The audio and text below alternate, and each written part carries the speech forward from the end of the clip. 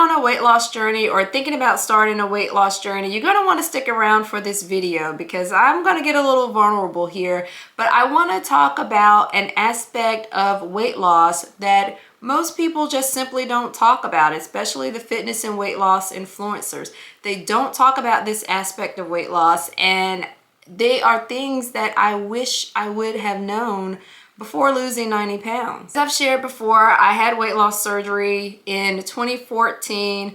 Life happened. I went on to regain most of that weight. And so by 2022, I found myself at a weight of 225 pounds, the highest post-op weight that I had been, and could not believe that I had let myself get back to that point. I embarked upon a weight loss journey in 2023 at 218 pounds. I went on to lose 70 pounds in 9 months, and then I lost an additional 16 pounds after a tummy tuck during marathon training. And so all in all, from 2022 up until now, I've lost about 90 pounds. The thing that most people don't talk about when it comes to weight loss is the emotional aspect and the emotional toll that it takes on you when you're going through a weight loss journey. Now, I can talk all day long about calories in, calories out, count your macros, and work out 3 times a day. Those are things that work for weight loss, but what it really comes down to a lot of times is the work up here, the emotional toll, the mental toll, and people don't tend to talk about that. And what I wish I would have known before I lost weight was that, the reason why it is so difficult sometimes to embark upon a journey and to lose weight is because you have to put yourself first, and you have to put yourself first over and over again. And if you're anything like me, I am one of those people. I'm a nurturer. And if you take that to the extreme, I've been a people pleaser. And I have all of these other roles. I am a mother, I'm a wife, I'm an employee, I'm a sister, I'm a friend, I'm an auntie. And I want to do so well in all of these other roles that I tend to put myself last. I be sure everybody else is good, and then I put myself last. And the reason why a weight loss journey is so scary to some people, and I've actually had some of you tell me this, I need to lose X number of pounds, but I'm afraid. And the reason why it is so scary is because you have to make a decision that you're going to put yourself first. And that, for me, just thinking about it and like, but what about this and what about that and what about their needs, but they have to come secondary when you're on a weight loss journey. They have to come secondary when you're taking control of your health. You have to make some sacrifices, and sometimes those sacrifices are those roles and those things that you do for other people and those roles that you play in their lives. Sometimes the sacrifice has to be those things. And people just don't talk about that enough, in my opinion. You have to put yourself first. And then not only that, to maintain your progress, you have to continue to put yourself first. It has to be a decision, and it has to be a conscious decision that you make every single day. Because once you stop putting yourself first, once you're like, okay, I'm not going to get up at 7 a.m. and get that run in because I want to cook breakfast for the family. When you stop putting yourself first and you revert back to some of those old habits, then guess what happens on your weight loss journey? It kind of goes by the wayside. And so if you've lost weight and then you revert back to those old people-pleasing habits, you're going to start to backslide. You're going to start to, slowly get out of the discipline that you've been in, and you're going to regain weight. Or if you're in the middle of your weight loss journey, you're going to simply quit. And people just don't talk about that enough. Another thing that I wish I had known prior to losing weight is that my discipline would be tested. Now, you guys have heard me say time and time again, you cannot rely on motivation for anything. Motivation is fleeting. It's tied to an emotion. When you come down off that motivation high, then you're left with, okay, well, what do I do now? that is when the discipline has to kick in. That is when that voice in your head has to go off and say, well, we just gonna do it anyway. You're not motivated, but you got to get it done. So let's just go do it. And I wish I would have known that my discipline would continue to be tested. It's not a thing to just say, okay, I completed 75 hard challenge and now I'm disciplined. You know, that discipline is tested over and over again. And, you know, for me, I think that, you know, that challenge holds true in terms of really what it was all about, because it forces you to make life sacrifices to reach a goal. And I find myself making sacrifices to continue to reach my goals, but that's all part of the discipline. And, you know, I just really wish I would have known that it would be tested over and over again. You know, I guess I kind of thought that, you know, once I'm disciplined, I'm going to finish this challenge. I'm going to have discipline. It's going to kick in. I'm going to be on autopilot. No, I still have to tell myself no to certain things. I still have to tell myself, we gonna go do this, whether you feel like it or not. I still have to pump myself up, even though, you know, now I'm, you know, so-called disciplined. It is not autopilot. You still have to work at it. Just this past week over Christmas, my mom bought me some chocolate covered peanuts, and it's kind of something that we always do at Christmas. I used to, you know, buy her chocolate covered peanuts, and I buy a box for her and a box for me. Well, this time she bought me a box, and just like clockwork, I started eating on them, and I ended up eating half the box. And I got to the point where it was kind of like, okay, what are we doing here? You know, and it was so, I wasn't thinking about it. I had to tell myself, no. The second half of this box is going to taste just like the first half of this box. And I ended up throwing the rest of them away. And I had to do that.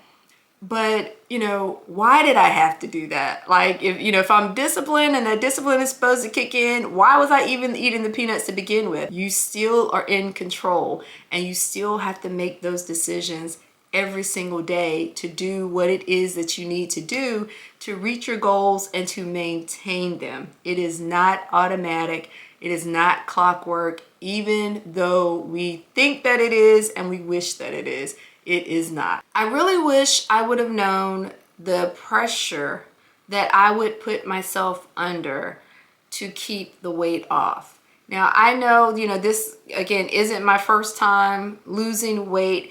I really put myself under a lot of pressure when I had VSG, because that was, to me, that was such a drastic move to lose weight. Think about it. I voluntarily let someone cut out half of my stomach to lose weight. To me, that was just the most barbaric thing I could have done. But I was obviously at rock bottom. And so that's how I soothed that, you know, that feeling of, oh my gosh, girl, what did you do to yourself? But I was at rock bottom, and I felt like it saved my life. But I had so much pressure then to lose the weight and to keep it off, because I had done this thing to myself. I wish I would have known that that feeling doesn't go away.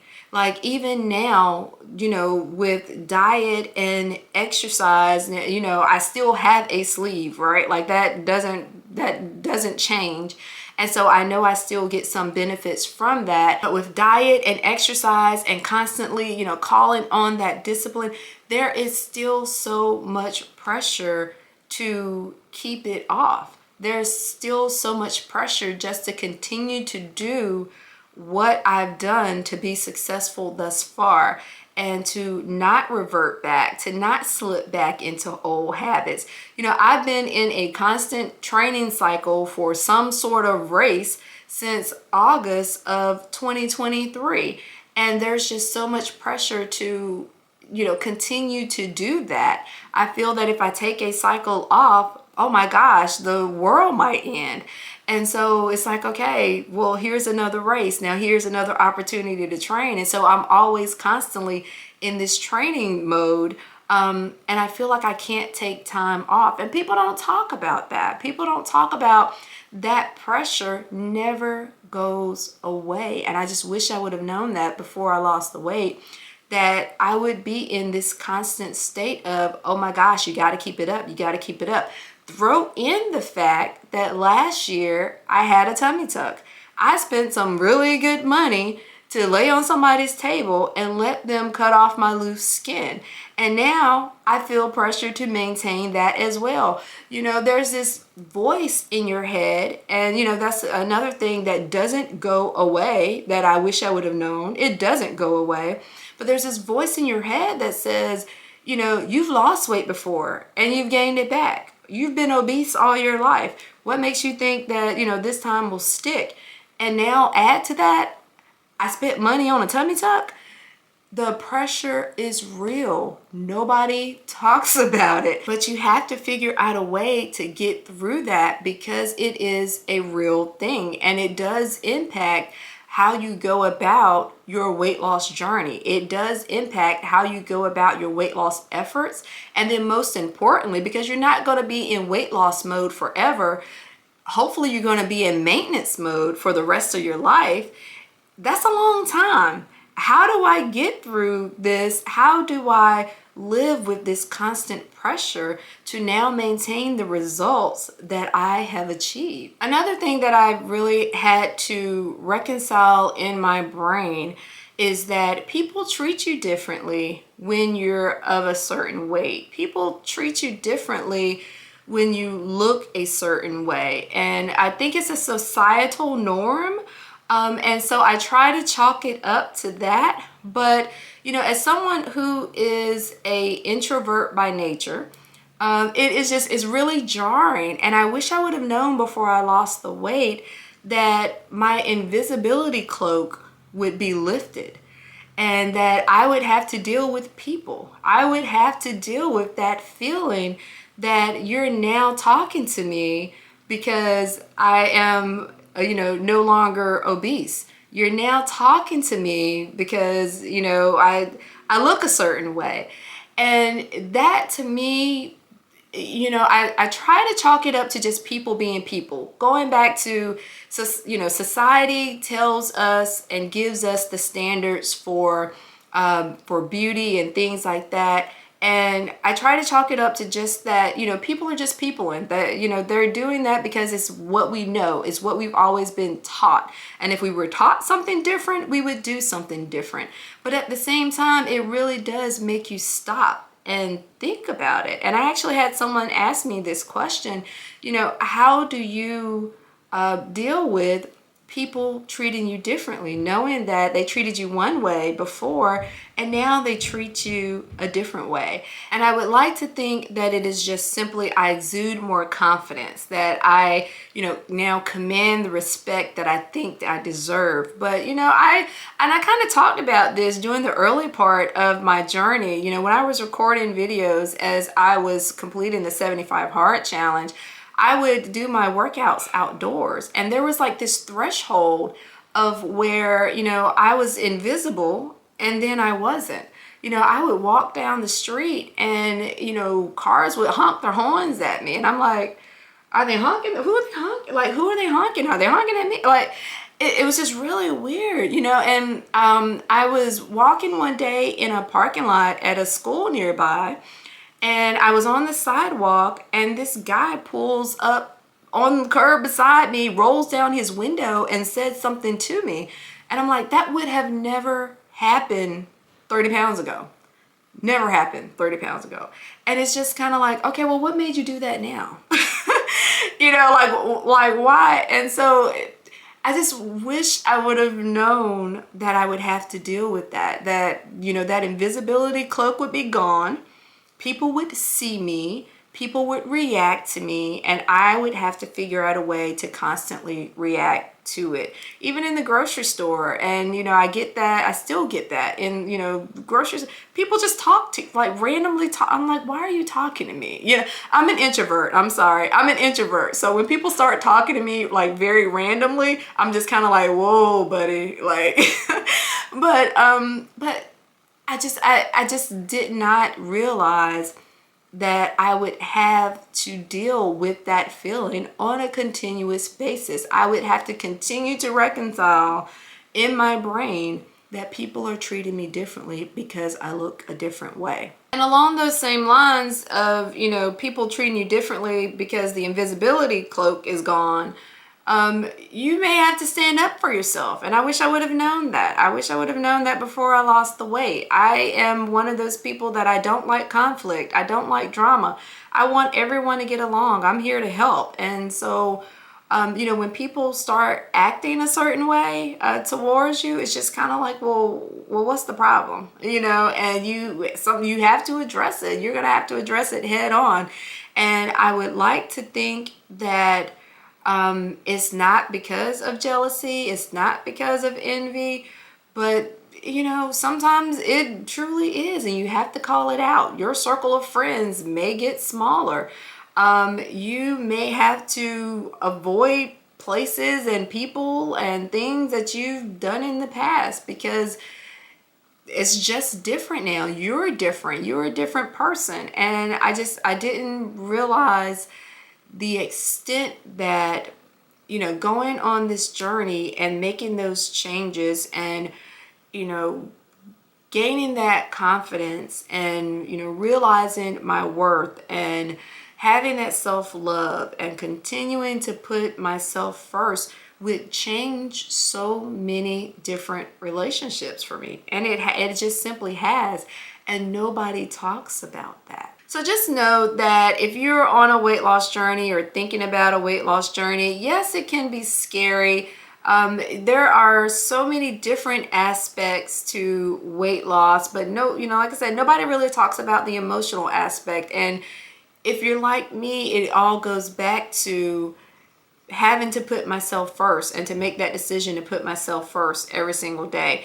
Only you know why you are embarking upon your journey, whether it's to lose weight, to get in shape, better health, address health conditions. Only you know why you're doing this, but you do have to make the decision, the conscious decision, to put yourself first and to continue on your journey.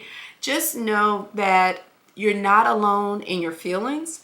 They are real, and they are things that you will have to continue to address throughout the course of your journey and beyond. So just be prepared for how you plan to deal with those things, because you will have to deal with them if you want to be successful, and then if you want to maintain the results that you achieve. All right, guys, so just remember, you are not alone. I am here and I am rooting you on. Best wishes in your journey. I'll see you in the next video.